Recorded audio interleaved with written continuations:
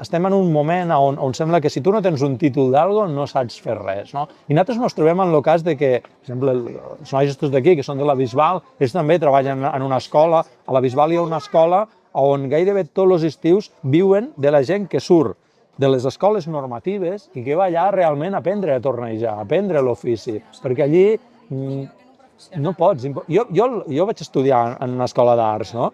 Però quan vaig arribar a l'escola d'arts, jo ja l'ofici el tenia, el tornejar el tenia. A mi em van ensenyar moltes coses, penso que és molt interessant complementar una cosa amb l'altra, però l'ofici ja el tenia. I jo vaig tindre un professor que ell sempre em deia, jo vaig aprendre més escombrant el taller del Llorenç Artigues, ell va estudiar amb el Llorenç Artigues, segurament el millor ceramista que hi ha hagut mai a Catalunya, jo vaig aprendre més escombrant el seu taller que estudiant 5 anys a l'escola.